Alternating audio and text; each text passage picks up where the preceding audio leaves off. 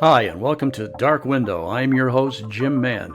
Here on this program, I will be talking with many of the leading investigators, researchers, and authors on the topics of UFOs, UAPs, alien abductions, extraterrestrials, and a host of many other fascinating and related topics. So please join me and my guest for the next hour as we reach out. This is Dark Window on KGRA Digital Broadcasting.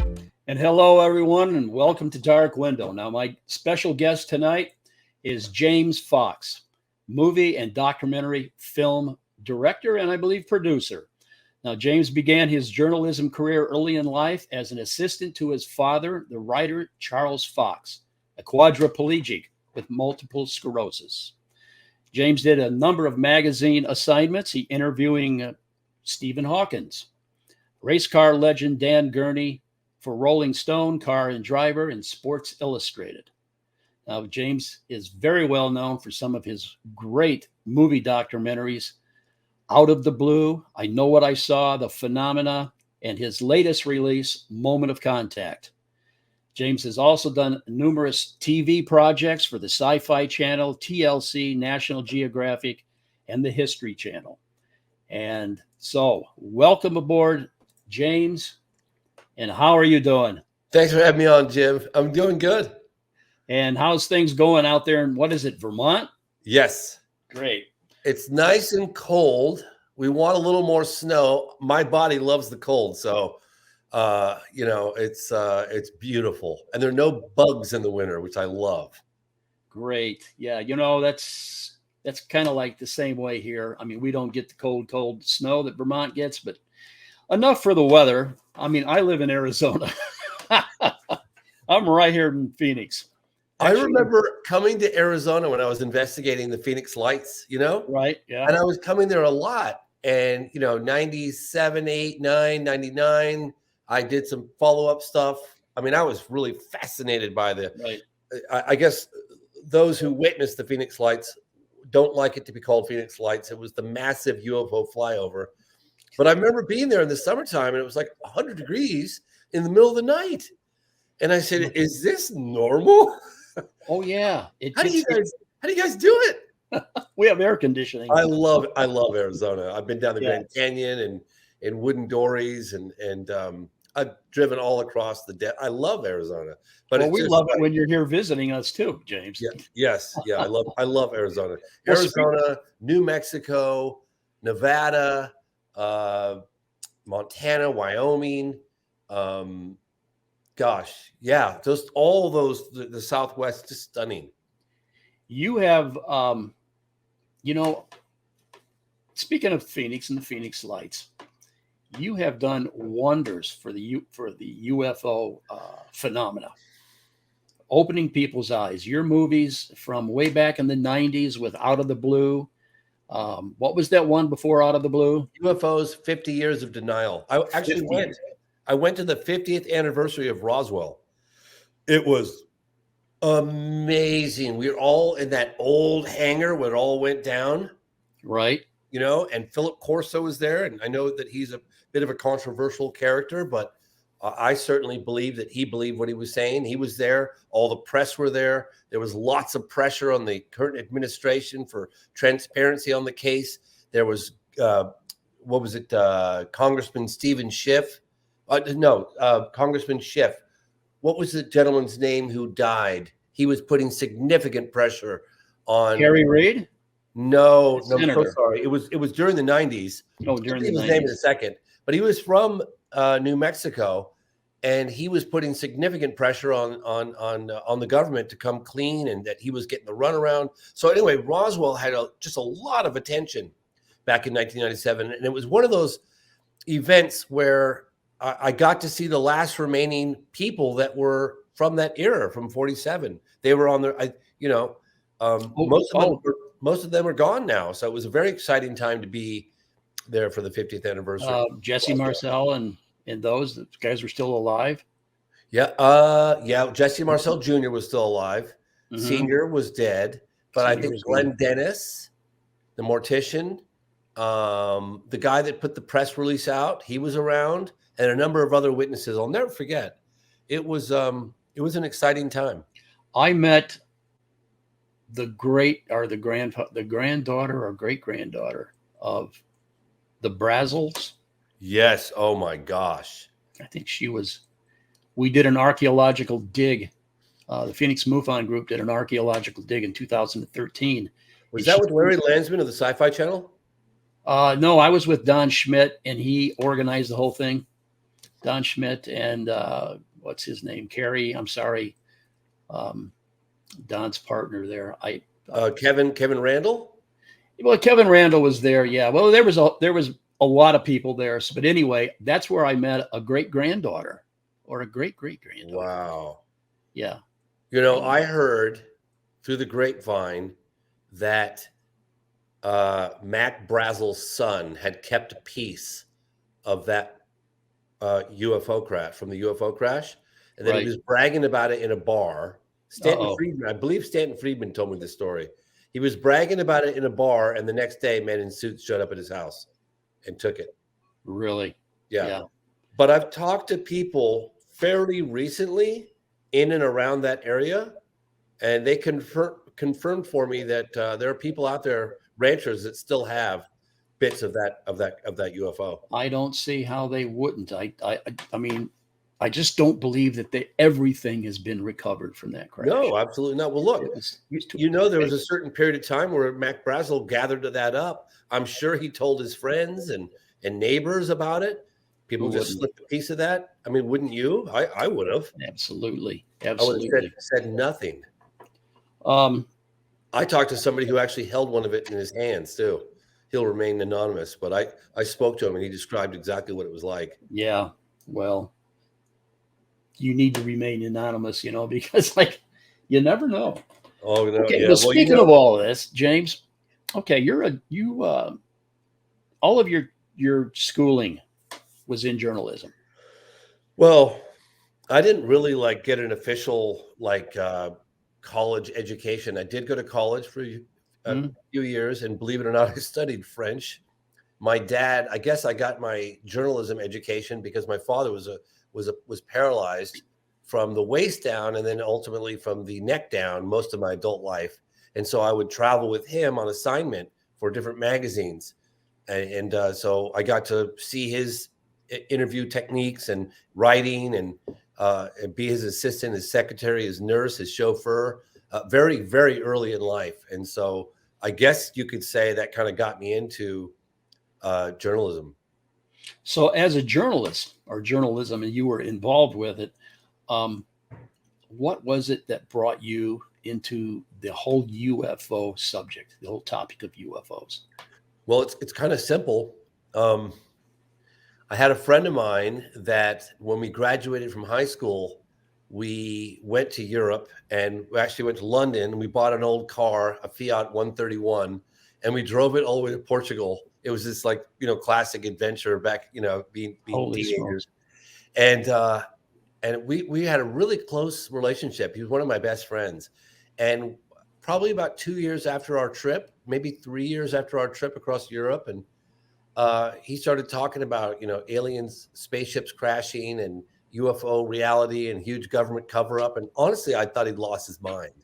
And I remember saying to myself, well, it's been a great relationship with this guy. And unfortunately, he's lost his marbles. And I guess I mentioned some of the stuff that he was talking about to an associate at this video production house that I was working at in Northern California, and a guy that I tremendously respected, this guy, Richard Van Sickle. And he goes, oh yeah, you didn't hear about Roswell? And this is early 90s. I said, no, I didn't hear. How would I hear about No, I haven't heard about Roswell. He goes, oh yeah. He goes, the military actually admitted that they recovered a flying saucer. It was them.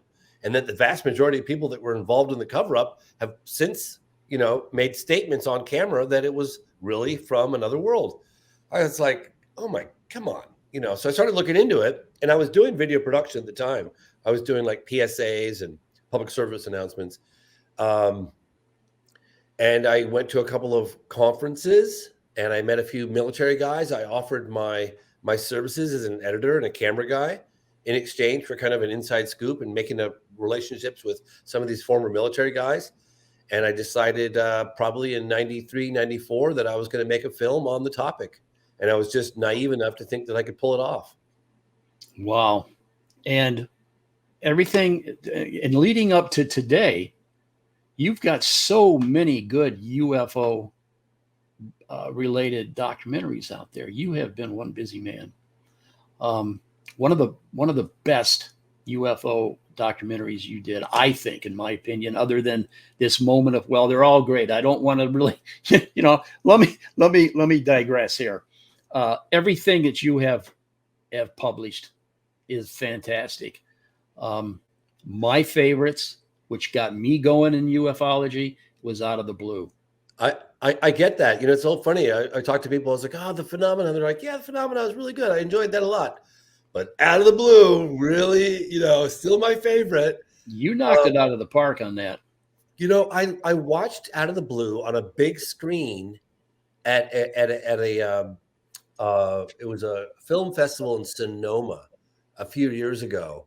And I was like kind of cringing, waiting for it to start because it's been a while since I'd seen it. And I thought, well, how's this film going to hold up? And you know what? It was pretty damn good. I got to say, I was like, wow, this film holds up after all these years. I mean, the film's over 20 years old now. Yeah, it still does. I did a great filmography. Yeah. Yeah, I did a modern. Look at that. I got Michael Shermer to give me a quote. Isn't that funny?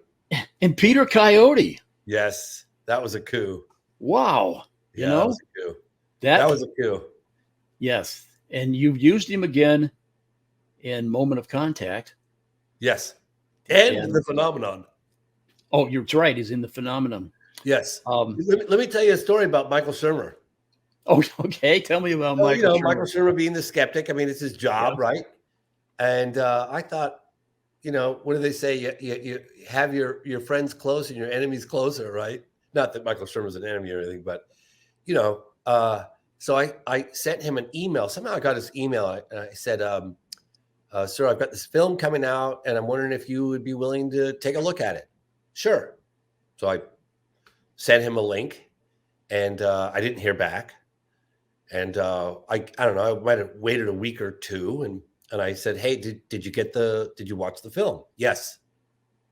That was it. So I emailed back. I said, well, did you enjoy it? Like yes. I said, okay. This guy is like extracting, it's like pulling teeth trying to get this guy to say anything. I said, well, would you be willing to give me a quote? Yes. And Leslie Kane is calling me right now. I'm going to stop that. And I said, and I was like, okay, what kind of quote? And then he wrote me that amazing, quote. I mean, he, basically kind of endorsed it. It was really cool. That's amazing for him. But I don't think he wanted to do it. It was so funny because it was like, he was so terse with his responses. It was like, yeah, well, what I'm all, of course I want a quote. Yes. That was it. Yes. You want, yes. Did you like it? Yes. Will you give me a quote? Sure. And then he, that's because I think everything you had there was rock solid. I think it kind of shocked him a little bit, Yes, it did. Now, it's kind of hard to deny that something, something's going on. Well, when you start actually interviewing the actual people, and these are all credible people. Yeah. These are not guys that are half drunk fishing out in the boat. These are credible people. You know what, though? One of the best witnesses for me, and I've met a lot of amazing witnesses. Right. One of my best was Ricky Sorrells in Texas. He was the deer hunter. He was a metal worker. Okay. 2008 case. You remember Stephenville? I do, yes. Out of all the people, all the astronauts, all the generals and the pilots and the FAA officials and everybody, Ricky Sorrells is on my top, probably my top 5. You don't hear a lot about Stephenville anymore. You don't. And how often do you hear from a witness that you believe, who you had to basically wrangle for the better part of a year to get him to come forward on camera, describe observing the belly of a spaceship, potentially, through the scope of his rifle. and looking at the metal and just being fascinated and dumbfounded by the lack of rivets and structure and beads and welds and anything that would resemble terrestrial craft. It was all so alien, excuse the pun. And there was something so simple about his testimony, so compelling, that it just really stuck with me. Yeah. Listening to Rick Sorrells and how close he came to pulling the trigger to see if the bullet would bounce off the belly of this thing. So right on the top of him, he's kind of hovering with his finger over the trigger, and he's looking up through the scope, and he's examining the belly of this thing, and he's describing in vivid detail what the metal looked like, the color of the metal, like all these just amazing descriptions. And then hearing him contemplate pulling the trigger, he's like, well, I was just wondering if it would like ping off the side of it or if it would ricochet off. And he was just about to pull the trigger, and he thought, maybe this isn't such a good idea. That was a good idea. Probably wouldn't. I don't know, man. It probably wouldn't have ended well. A lot of people say when they see these things up close, there is this Aztecing underneath. It's pipe, or not necessarily pipes, but it's technology up underneath the craft. It's not just a smooth surface. They can see it. They can see how it's put together. They can see other kinds of technology coming out. And he talked about these inverted cones. Like if you have an ice cone, right, like a cone, right? Mm-hmm. And you reversed it upside down and then recessed it in the belly of the craft. He said it had all of those, like these recessed inverted cones. Yeah. But I mean, I also talked to families in the Phoenix Lights case that were lying on their backs on their front lawns, 8:00 at night, 8:30, the whole family. And this object, boomerang shaped, floated over the top of them so slow and so low that they said it looked like a floating city. It looked like it was going to land. All these compartments, and they said it was like a city. Isn't that amazing? Yeah. Speaking of the Phoenix Lights, your next book, I Know What I Saw. Yes. When did you write, or when did you not? It wasn't a book. It was a movie. Sorry. So movie. When did you do that one? So I was. Wait, is that Steven Spielberg on there? It is compelling, isn't that great? I was basically revisiting out of the blue, because when you finish a film, usually what happens is you're out of money, your team is exhausted, everyone's underpaid, overworked, and sometimes you have to put a piece out where it doesn't feel as your initial conception of something. It doesn't materialize exactly like you want it to. The end result just doesn't. It's not representative of what you initially intended to accomplish. But sometimes it's like, you're exhausted and it's good. So I was revisiting out of the blue, and I had a number of target interviews I wanted to do. One of which was the governor of Arizona, Fife Symington, the former governor. Fife Symington, yes. Yeah, and I got that interview, and I remember my other producers at the time were like, well, what's he going to say? Like, they were kind of hesitant as to whether or not we should even go. What is he going to say? I said, who cares what he's going to say? It's the former governor of Arizona. We're going to go. So anyway, then of course he admitted to having seen the thing and looked into it at the highest levels, and everyone shrugged their shoulders and said, we don't know what that thing was. And that was edited into the director's cut of Out of the Blue. And then I did the National Press Club event with Leslie Kean, because I had a lot of media attention at the time, and I figured I might as well strike while the iron's hot and keep the momentum going. And then I ended up kind of slipping into the formation of the new film, I Know What I Saw, but it was kind of like parts of Out of the Blue and so I kind of put Out of the Blue on hold, the director's cut, and I just transitioned right into I Know What I Saw. And people were telling me that you can't make a documentary about a bunch of old retired military guys standing at a podium. And I said, well, who was the yes, you can. well, I said, well, who was the guy? Al Gore made a documentary on a PowerPoint presentation about climate change, and that was a big. So of course, it can be done. So I ended up doing, making I Know What I Saw, and that's based on an event we did at the National Press Club, and I'm very proud of it. I think it's a great piece of work. As you should be, James. so far, everything that you've produced, everything that you've directed, is as a state director from the Mutual UFO Network for 15 years, 10 years the state director, 5 years the county director. Without your movies, we'd have had a hell of a lot of explaining to do. Your movies have made this easier for us to talk about. And especially I know what I saw, okay? Because Lynn Ketai did hers. Yeah. Okay. And then you came after that with I Know What I Saw. And so both of those movies just has really put the Phoenix Lights or the massive flyover really on the map. And I think that this is probably as big, if not bigger, than the Roswell incident. Other than the fact we don't have any empirical data laying on the ground. We don't have any evidence, but we have thousands of witnesses. And I was going down. Thank you, Jim. I appreciate that very much. Sometimes it feels rather lonely, out there. This is my edit room right behind me. If you see through the glass, that's where I made Moment of Contact.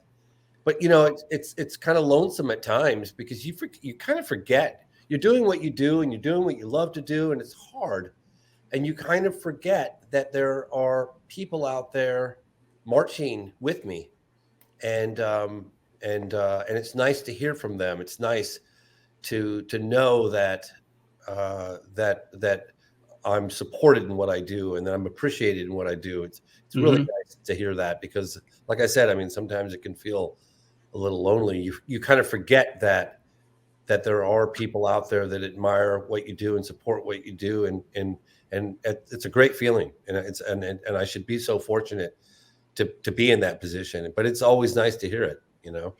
Well, let's just jump forward to Moment of Contact. The craziest story in the history of UFOs. Holy smokes. I challenge anyone out there to tell me a crazier story than the 1996 Varginha incident, because wow, nuts. How did you, I don't even know what to ask here. I've watched this movie twice here recently. Yes. You got down and dirty down there. I did, yeah. You got in their face. There was people that talked to you that wouldn't normally talk. And there was people that wanted to, they were shoot off camera. And you almost got yourself shot at one point. So what got you going on this? Was it just a topic that you said, oh, let me go investigate this? Or is there more to it than that? I heard about it at the beginning. I was making out of the blue. I was, when you start a film project, it's like, you start off with kind of broad strokes and you think like, okay, what do I want to do? And you start to kind of map it out. Like, oh, let's go here. Let's do this case, possibly this case. We'll link it together with that case. And you kind of just, get a broad idea of what it is you want to accomplish. And I was working in the late 90s with a gentleman named Tim Coleman. He was a co-producer on Out of the Blue. Mm-hmm. And he's a British guy. He's like, oh, mate, we got to look into that incident that happened in Brazil. I said, what incident? What are you talking about? He goes, the UFO that crashed and the live aliens are walking through the town. And I thought, oh, God, I think I picked the wrong partner. This guy's clearly lost his marbles. Yeah. Like, to me, it was inconceivable that a UFO could crash, the aliens could survive, reportedly walking through a town, cowering, hiding, and the whole world not know about it. So I dismissed it in the late 90s, and much to the disappointment of my partner Tim at the time. I mean, he was kind of upset with me that I just dismissed him and the case, and I didn't look into it at all. In fact, I wouldn't read one article on it. Fast forward to 2010 or 2011, A.J. Javard, bless his heart, he just passed. Oh, did he? Yeah, A.J. Javard, he's a Brazilian researcher, UFO researcher. Anyway, he invited me to give a presentation in a place called Peruíbe, which is the south of Sao Paulo in Brazil. And just talk to about, I know what I saw, and probably out of the blue, just give a presentation. And he invited me down. And before I went down, somehow word got out, and I got a phone call through a guy by the name of Jeff Sagansky. He's very high up on the entertainment industry. And he's like, "Oh, James, you're going to Brazil. You got to look into the Varginha UFO crash incident from '96." And I was like, "Oh God!" And this guy, Jeff Sagansky, had helped me sell. He was very influential behind the scenes. He was very high up and you can look him up. And I have tremendous respect for him and appreciation and grateful for all the things that he did quietly behind the scenes. So I wasn't going to just dismiss him in the case. I just sort of said, "Sure, Jeff, yeah, I'll look into that." Click, no intentions of looking into it. I went to Brazil and I went to this conference, and at the conference, I met a few researchers and witnesses from the Varginha incident, and that kind of piqued my interest. And then I kind of stuck my teeth into it in 2011 and never kind of let go. Wow. Now, there's parts in that movie where you guys are actually standing out on the street corner with signs. You know why I did that? Yeah. I did that because I don't know, the population is about 130,000 people. It's about five or 6 hours north of Sao Paulo, and it's in the state of Minas Gerais. And I did that because I'm thinking, if a UFO crashed and they had military trucks cordoning off certain regions, and live aliens witnessed and people involved in capture and all these, surely everyone in the town would know something about it or heard something. So let me go downtown Plaza and just start talking to random people. And it's exactly what I anticipated is what happened. How were you received? Well, I mean, I don't know what the percentage of people that stopped and talked to us and shared some aspect of the incident, but it was like 30 or 40%. No kidding. Oh, yeah. My cousin saw this. My mother had this. My brother, came upon a military blockade. We've never seen a military presence like that since. My friend dated the girls that came in direct contact with the live creature. I mean, it was like that. People saw the UFO activity. Now, these entities were walking around town. Yes. These aliens. Yeah, I know. It's crazy. People were scared to death. Yeah. Nobody said alien. It's like you talk to Carlos de Souza, one of the witnesses that allegedly saw the thing crash. Nobody thought alien. Everyone was thinking, like, the girls were thinking it was the devil. They were Christian. They were freaked out. They thought that what they saw might have been a demon. Right. Carlos de Souza just never thought alien. The guy that the ultralight pilot that was driving to the north at 5 o'clock in the morning, whatever, and saw this cylinder-shaped metallic craft with a gash in the side of it and white vapor coming out the backside. He didn't think alien. He came upon the crash site, didn't think alien. And then as slowly as more reports came out, more witnesses reported different weird encounters. They slowly put it together that there was a spaceship that crashed and aliens, some aliens survived. Where did this thing crash at? I mean, what part? It didn't crash in town. I would say no, around the outskirts, probably 6 to 8 miles outside, and on a farm called Maiolini Farm. As the crow flies, I'm told I don't know, 12 kilometers or something like that. And the weird thing is that when this thing crashed, the primary witness, Carlos de Souza, and there are other people in the town, a couple, Eurico de Freitas and his wife, Orlina, and 2 farmers that saw it for some time, struggling to maintain altitude with the gash and the white vapor, no wings, no tail, no sound, just struggling. Looked like it was going to crash, but they didn't see it crash. And then, Carlos disappeared. He gave one statement to a guy to a guy named Claudio Covo, who's an engineer and a Brazilian UFO researcher. And he gave a statement on camera, and then he vanished for 26 years. Yes. Yeah, which my partner Marco Leal and his fellow Brazilian researchers, because I said, look, we don't really have a story. We don't have a documentary if we can't find the guy that saw this thing crash. We got to find him. We need to find other people that were involved, as a military base, which is the point of operations for all the recovery and everything that went down. We had doctors that were involved, Humanitas Hospital, regional hospital.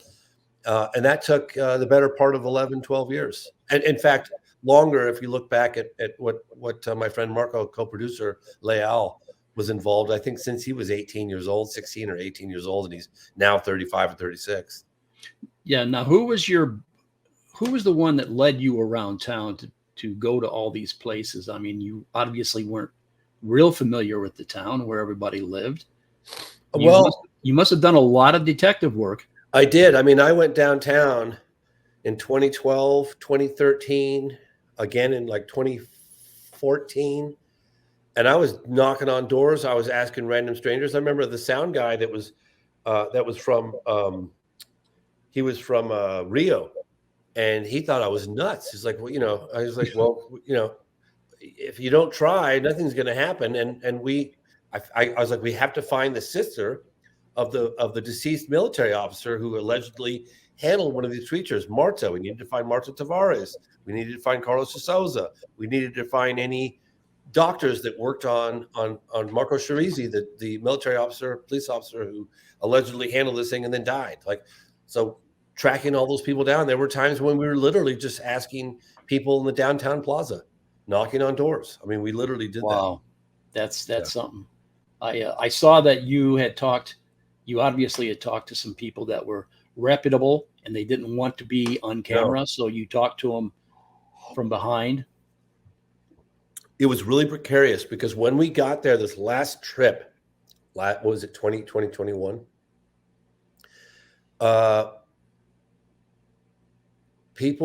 We had kind of lined up some big interviews, but they were like, I don't, And so I said, well, we're going to post up. We're going to be there for a month, and then we're going to get there. And we're going to cross our fingers and just pray to God that we get, somebody. And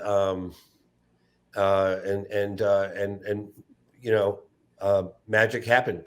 People agreed to meet with us. What we'd initially do is say, look, just come and meet with us off camera. We'll talk, get to know each other a little bit, make you feel comfortable. Like, what is it going to get you to come forward? Hey, if you disguise my voice and you film me from the back of the head, I might consider doing that. And so I noticed you guys did that on a couple of options. It was the only option we had. It was either that or we weren't going to get them. Well, now, as the creatures walked through town, were they cowering? Were they looking for? They were weak. They were described as being feeble, non-threatening, couldn't move very well. They were weak and feeble and suffering. According to all the witnesses, they were suffering. They were not threatening or they were benign. They were scared and cowering and suffering in the heat. And January in Brazil is the middle of the summer, so it's very, very hot there. I saw some pictures. These things kind of look like the Greys a little bit. Yeah, I mean, I don't really. I mean, if you look at my previous work, I don't generally cover so-called aliens in any of the. I mean, I did 50 Years of Denial. I covered Roswell, and I think I might have done a brief description of what they reportedly looked like, according to the witnesses that seen them. Right. But other than that, if you look at Out of the Blue or I Know What I Saw, I don't get into Close Encounters of the Third Kind at all. In fact, the phenomenon after 25 years, 26 years of doing docs on UFOs, that was the first time I ever covered really extensively Close Encounters of the Third Kind. I covered Socorro, New Mexico, 1964, with Officer Lonnie Zamora. I probably covered one of my first significant landing cases, Rua, Zimbabwe, aerial school, close encounter. I covered the Westall, 1966, Australia, the landing. And while I was in Australia, there were some witnesses coming forward I didn't have time to investigate that claimed that there were entities in white coveralls, but I didn't look into it and I didn't include it in the film. But that was coming out a little bit when I was there in what was that, 2000, probably 2017, 2018, something like that. Right. Did anyone actually recover anything or from the crash site? From this one? Like an artifact from the crash site? Carlos had something in his hands when the military got there. He said it was like a field of he said it was like maybe a size of a football field of metallic foil-like debris with a large section of the craft still intact. That was like the whole thing was shaped like a cigar. And he had a piece of it in his hand. He said he crumpled it up. He wasn't thinking alien. He really thought it was some maybe experimental government craft that he came upon, and that the people inside needed help. And that's when the military arrived, and they were extremely aggressive and threatening with their guns at him, and they took a piece of metal that he had in his hand away from him, and he was forced to leave. And it wasn't until the reports came out of the entities that Carlos suddenly realized that maybe what he saw was not of this earth, Wow. But again, nobody was really jumping to that conclusion. Now, somebody had actually put their hands on one of these entities, and the fella died. Yes. What was that? What was that story? So we interviewed his sister, Marta Tavares. We interviewed the doctor who worked on him, Dr. Cesario, in Varginha, and his name is Marco Chirizi. He was a military police officer, and I guess when you're in the police or the fire department in Brazil, you're part of the military too. And he was off duty that night, and his friend that he grew up with, who's also a military police officer by the name of Eric Lopes, came by his house. It was a rainy evening. Late, it was, I don't know, probably 4 o'clock in the afternoon, and told him that he was on the lookout for some strange thing, like something terribly unusual. Would he like to join him? And so Marco Chirizi jumped in the car with Eric Lopes, and they were on the lookout for something totally unusual. They weren't told a UFO crashed and there were none of that. And they were driving down this road, which coincidentally was. So they had no clue. No clue. It was just a few blocks away from where the girls had the encounter around 3 o'clock, January 20th, 1996. A couple blocks away, they're driving down this road, and lo and behold, this little strange creature comes right across the road, right across their path in front of the car. Eric slams his brakes on, and Marco Chirizi jumps out without a moment's hesitation and grabs the creature with his bare hands, puts it on his lap, and took it to the hospital. And he got a cut. Marco Chirizi got like a scrape under his armpit, somewhere in here. And he had this greasy, smelly oil all over his body. He was rubbing it down with rubbing alcohol, trying to get this oil off of him. And then this infection got kind of worse. And a couple of weeks later, he admitted himself to the hospital. And the doctor said that, and he said this on camera, he said he did everything he could. He threw the kitchen sink at him in terms of antibiotics. And he had something that was untreatable. He'd never seen anything like it before, never seen anything like it since. And perfectly healthy 23-year-old military police officer, Marco Chirizi, died. The doctor on duty the day of his death, according to his sister, wanted to put him in the ground immediately, like as soon as possible. Right. Well, that's pretty scary stuff. It is really scary stuff. If something like that gets out into the public, I mean, we've got no defense against it. So people, I didn't speak directly with Marco Chirizi's mother, but I spoke to Marco Chirizi's sister, Marta. Right. She says this in the movie, and I asked her, what did the military tell your family? I mean, you lost your brother. Right. And she said that the military only once came to our house, pulled my mother aside, and said that it's true what happened with your son, and that if this story got out, society would collapse. And I'm not saying that's what happened. I'm not saying that's what would happen, but that's, according to the sister, what the mother was told about the death of her son. Amazing. Now, in the movie, in your documentary, you go to see somebody who is armed. He actually threatened you guys. Yeah. What was that? What was that about? So I'd heard about the driver, Right.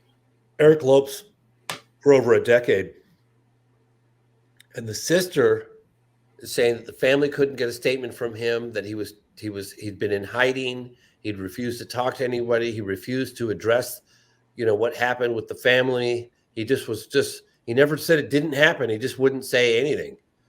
And so Martha encouraged me to find Eric Lopes, the alleged driver, who's the only witness alive to the event of the second capture of one of these beings, to find him and get a statement from him. And so I used the town mayor, Varginha. We met with him as he was mayor, not retired, current mayor of Varginha. And he said, look, I really appreciate you guys being here, doing what you're doing. I believe that the incident is real. It really happened. He admitted that he didn't have any personal, he didn't witness anything personally, but he talked to a lot of people that did, and he believed that it happened. And he said, well, if you need any help while you're here, let me know. I said, yes, I do need help. I would love to track down Eric Lopes. So he said, let me help you with that. And he did. And he got Eric Lopes's address. And I met in the town square, just outside the town square, with some contacts, one former police chief and his son, this guy Homolo, who used to be a politician, is now a lawyer. And they said they agreed to escort us to Eric Lopes's house. And as we were about to take off from the town square and I was going to follow this black Mercedes, I stopped everybody. I got the translator and I ran up to the car in front of me. They were going to just take us to the location and just, hey, here it is. Good luck. And I said, actually, would you mind walking up to the door with us? I just had this little voice in the back of my head. It's like, you know what? Might be better. So I got this guy, Homolo, who grew up with Eric Lopes, who knew Eric Lopes, hadn't seen him in 20 plus years. And he said, yeah, I'll do that. And so he walked to the door. And honestly, I really feel like that saved my life, because I think that had it just been me and my crew, he might have just opened fire on us justifiably. He might have just opened fire on us because he was already, even with someone that he grew up with, who was a famous politician and now a lawyer, he was threatening to shoot all of us at any, like he was a second away from doing that. I mean, said it 3 times. Of course, I didn't know at the time what was being said. I could feel the tense atmosphere and I could see it in this guy's eyes that, oof, that's something that doesn't come across in the movie, is that I looked into this guy's eyes and I remember thinking, man, it looked like someone who's been harboring a deep, dark secret for 26 years. You could see the stress, the toll that it had taken on his face and his eyes. Like, I'll never forget it, man. It was haunting. That must have been a pretty intense moment. Watching that now, he's the man that's up in the window. Yes. Yeah. He had the windowsill and he had one hand above and he had this other hand that was down below. We all speculated that he had the gun right there, but he was doing this to the cameraman. And I'd been working with Dave West for some time. And Dave said it was chilling. Like he was just looking him right in the eye and going like this, the cameraman, you guys, bullets are about to start flying. Kept saying, bullets are about to start flying. You guys are going to get in trouble. I didn't know because it was all happening really quickly in Portuguese. I found out. Obviously, the guy had no reservations about shooting you. Well, I mean, yeah. I mean, I don't know what was said to him, but I'm sure it was, I'm sure he was threatened to keep his mouth shut. I have no doubt about that. Well, for those listening to us, if you haven't seen this documentary, Moment of Contact, find it. It's where can they find it? We found it on Prime, Amazon Prime. So if you're going to rent it on Amazon because it's the cheapest. If you're going to buy it, do it from iTunes or Vimeo, because you get like, I don't know, almost 2 hours of bonus material for the same price. But that does not come with Amazon. If you buy it on Amazon, it doesn't come with that. They don't tell you. So Right. iTunes and Vimeo. And if your audience wouldn't mind taking a moment and rating the film, it's tremendously helpful for us to do that. iTunes Now, or James, Amazon. do you have a website or something that people can go to? And no, that's a no. I do have the phenomenonfilm.com, Uh-huh. thephenomenonfilm.com. But I Okay. haven't looked at that website in about 2 years. Hey, Patricia, can you pop all his movies up there on that one? So there you have it. Give us a little Wow. bitty synopsis of what's up with these movies now, and where can you find them? Google them. They're over on free platforms. I know like Tubi, and some are on Amazon. Some are on free streaming platforms. You just kind of Google them. They're out there. And I can tell everyone that's listening to this, every single one of every one of his documentaries are well worth whatever it takes to view these. These things are eye openers. They are the truth. And I can tell you, after all of my years as a director here in Arizona, chasing and investigating UFOs for the Mutual UFO Network, James Fox is spot on with every single one of these documentaries. James, I cannot commend you enough. What you have done for the UFO community with these movies is priceless. And we're gonna close up a little. Show the trailer to Moment of Contact. Yes, Moment of Contact is out there. You can run the trailer. I was going to run it here tonight, but I don't think we have time. But James, so what have you got going on now looking forward? Well, so the last couple of films that I did, The Phenomenon, I got to meet former Senate Majority Leader Harry Reid. Thank you, George Knapp, for that. Okay. He really was very influential behind the scenes for months. And he planted the seed. He confirmed what we all suspected, and that is that what the evidence that's been released is only the tip of the iceberg. And then when I went to Brazil this last time for the finishing of Moment of Contact, I learned through 4 separate military men that I met with, including a radar operator, control officer, right, that confirmed the Americans' involvement, and that at the very least the bodies and possibly the craft ended up in America. And so I, as a continue to my investigations, I want to walk the halls of Congress, talk to people in the task force, current and past, and intelligence communities, and find out where this evidence is and who has the authority to release it. Perfect. And I can say that I commend you for your courage.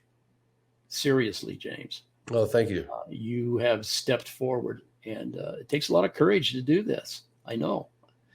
So we're going to wrap it up there. I want to thank everybody for. Yep. If you have nothing else you want to tell the audience about what you're doing, I have to run to another on-camera thing right now. Yeah, yes, you do. That's why we need to wrap this up. But I want to thank everybody for tuning in and viewing James Fox. He's the movie producer. He's the director, and he's responsible for all these great movies. And I can tell you that you won't be disappointed. You sit down and watch these. So on behalf of James, myself, and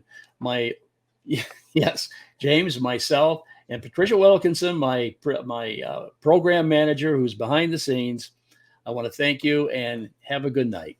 Bye, you guys. Bye. Bye.